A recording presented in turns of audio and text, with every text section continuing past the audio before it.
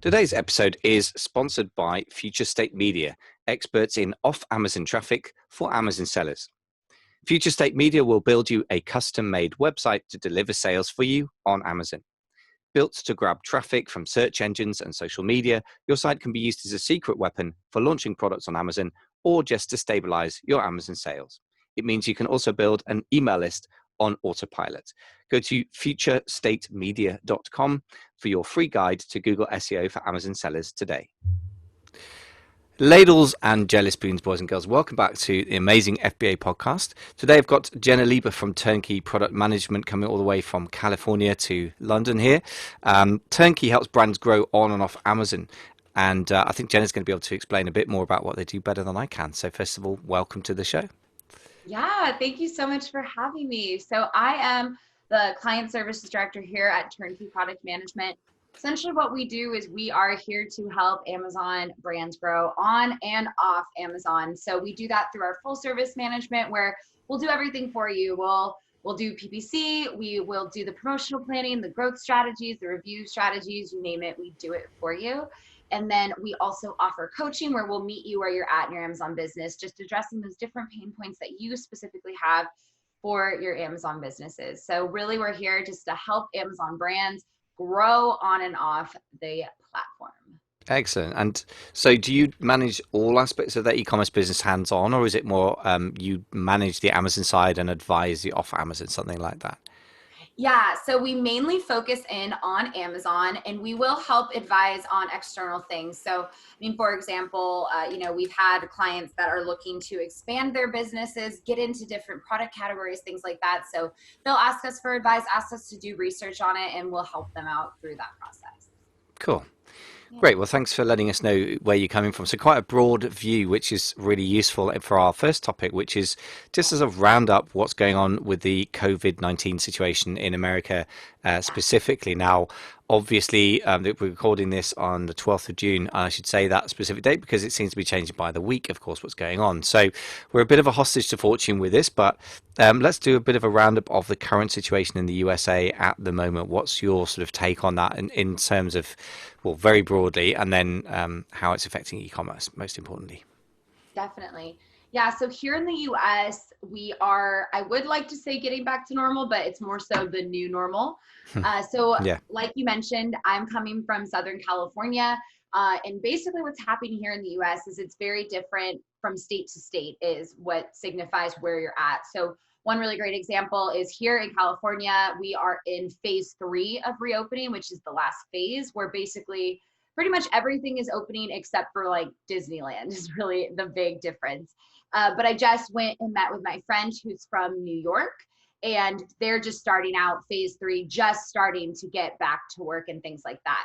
So, as far as what does that mean for, e-commerce here in the US, quite honestly, Amazon is recovering. They're getting back to normal. We're seeing normal ship times, which is great. They themselves are getting back to normal, which is really awesome. But one thing I will say is there isn't a slowdown.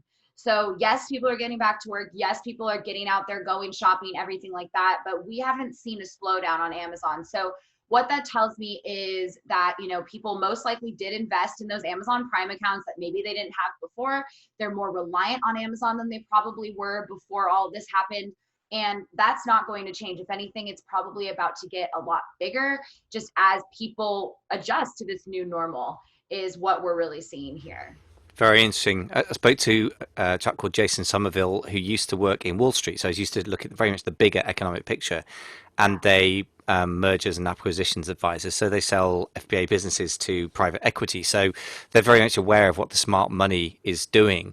And the smart money is very, very keen on e-commerce businesses because he said that, okay, there was a massive spike in adoption of e-commerce as a percentage of retail across the globe and true in America. I think in the UK, it's even bigger as a percentage. Small country, so it's not hard to ship goods around. And he said, well, okay, we think there's going to be a certain stickiness of that even when things go back to normal, whatever that means. And he thinks 30-40% of that will stick. And I guess depends how you define the word normal, right? Because we're back to what you're defining as the new normal, where I guess you got weird social distancing in queues. Certain places aren't open yet. There's a nervousness in the air. Particularly, I think with no disrespect to either country, the US and the UK have perhaps not had the best crisis compared to countries like Germany. So there's probably a degree of nervousness there. And so what's interesting is the degree to which e-commerce is new gains of land, if you like, are very robust and going to stick. So what you're saying sort of reinforces that picture there. That's very, very interesting.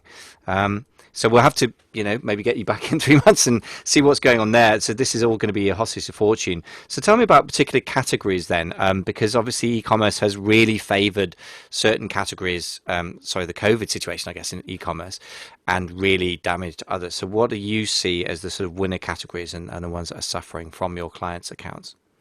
Definitely. So, I mean, obviously we saw different categories became an essential, right? That, maybe you didn't consider yourself an essential, but we saw it. So, as far as categories go, the categories that are still really crushing it are supplements are doing really well. Really anything with self-care and staying home has been really successful from what we've seen. Some categories that are struggling would be really, any categories that involve going to the gym. So if you're an at-home workout product, then you seem to be doing well. But for those of you guys that, are involved with an actual gym product where you have to use it at the gym, that's been a struggle just because a lot of people, even though gyms are opening up, might not be as comfortable going to them. So those are categories that still they really haven't made that full recovery. Do I think they will? Yes, I do think they eventually will, but it's been a little bit slower moving. But really just any categories that are involving staying home, self-care, things like that really have done well. I was talking to you a little bit earlier about pet products seem to be doing really well. And I'm assuming it's because owners are spending a little bit more time with their pets. So they're noticing different things that, to help their pet and everything like that. So different categories involved with that. Yeah, it's amazing to me how big the pets thing is. But I was just thinking, my wife and I have been going for walks on a nearby sort of wild bit of parkland in central London, but it's quite wild looking, and there's just so many happy dogs there. I was thinking, well, they of course they're at home, focus on their pets and their health and their children. So that does make sense. One person, the masterminds that I run, has been absolutely killing it in this sort of pet space. So I can say that there's some big stuff going on there. So what about the Amazon thing? Now, I presume that you're not seeing any other problems with shipping into Amazon or fulfillment at this point. Is that all but completely back to normal? I would say that's completely back to normal. I would say seller support is still struggling a little bit to be super responsive. So if you guys are having that issue with seller support, I would recommend, if you are brand registered, to go through brand registry support. We've seen just a lot more communication through there. They're a lot faster. But as far as sending products into Amazon, we are pretty much back to normal from what we have seen. They even announced like sending products in for Prime Day and things like that, that those dates have come out. So to me, that shows that they feel fully recovered and that people should start to prep for sending products into Prime Day and everything. Interesting. So that tells me that we should be looking at the next while. So what interests me isn't so much what's been happening as what's going to happen. So Prime Day has obviously been announced for September. What do you see? I mean, this is asking you to speculate, but I'm going to ask it anyway, because I guess we will have to kind of ask these questions like, do you think there might be a second wave? And I know you're not an epidemiologist, but we've got to figure that out. And if so, how do you think e-commerce is going to fare, for example, if Amazon warehouses get shut down because there's infections? What's your sort of generalized view of the next few months? So obviously this is definitely not my space, but from what I've seen here in the US, we're opening back up, but like cases are not slowing down. Obviously, they're still on the rise, which is not super comforting. So I wouldn't be shocked if there was a second wave. And that is kind of why I do believe that you should have backups, right? This has shown you should not be solely relying on Amazon as your mainstream of income. You want to diversify. You want to make sure your inventory is in multiple places. And it's another example. So you don't want just all your inventory in FBA warehouses, because just like you were saying, if there is a second wave, if warehouses do shut down, you don't want to be in a situation where all your inventory is on Amazon, because we've shown that did not work out for so many people, right? You want to have that backup, which is a third-party warehouse.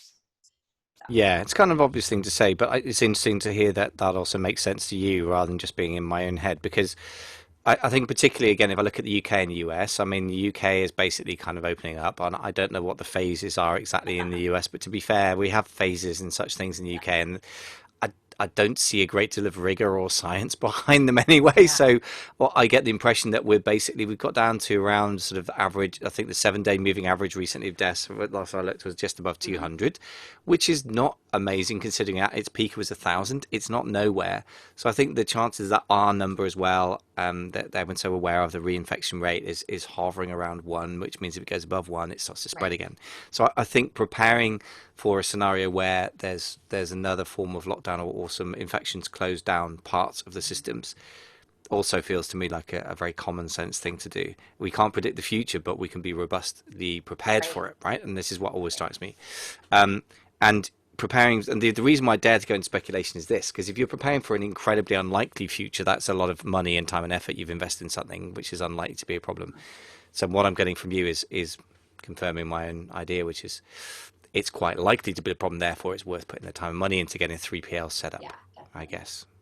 So I'm glad I'm not going nuts here. Well, look, we ought to move on to more evergreen content, which I know we're going to be doing in the next couple of episodes. But if people want to get hold of you guys, I know you've got some free resources. Tell me a bit about that. If you go to, I think it's turnkeyproductmanagement.com/resource. Hmm. So when you finish typing that quite long URL, what are people going to get there? Yeah, so when you head to our resource tab, you're going to find some different blog opportunities where we're just talking about what's going on Amazon. In addition to that, our team has a Facebook page and a private Facebook group where we talk and go through different lives talking about what's new on Amazon, what you need to be prepared for right now. We are producing that content every single week, really trying to help you guys through just what's currently going on Amazon and what it means for your Amazon business. Excellent. Yeah, and I think you've given us a nice flavour of the common sense that you've got to offer there. So that's great. So again, turnkeyproductmanagement.com/resource, and the Facebook group's obviously a thing to join as well. So for now, I'm going to say thanks very much for coming on the show. Yeah, thanks for having me.